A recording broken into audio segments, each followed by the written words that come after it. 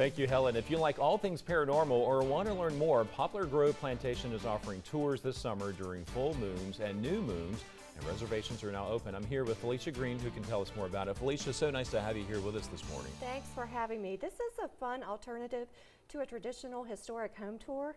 We are a museum. You're going to get some history. Peanuts and sweet potatoes were cash crops there. The Foy family they happened to have that property from 1795 to 1971. So we cover a huge expanse of history. But history is not the focus for this tour. This is actually a ghost hunting opportunity. Our guides carry K2 meters with them. They're said to pick up energy fields. Guests can bring any equipment they'd like to. There's some phone apps that are free that you can download and Really? actually. Okay. It's more fun. We're all in it together. These tours are not scripted.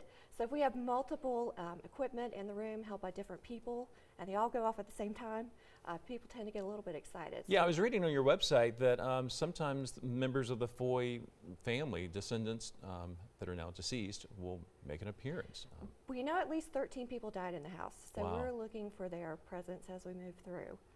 And again, some tours are more active than others. We cannot get them to perform on cue, but we have had activity at every tour we've offered. And you do this just on the full moon or the new moon? We just added the new moon. The full moon tours are filling up. Some people say that the new moon is actually more active. We'll find out this summer. This is the first time we've offered those tours. So now are the tours age appropriate, or? We leave that up to the parents. Okay. It's not a haunted house. No one's jumping out at you. It is an old home, and it's creepy just being in it in the dark. We do this with no lighting. Wow. Wow. So just that can be a little bit too much for some children.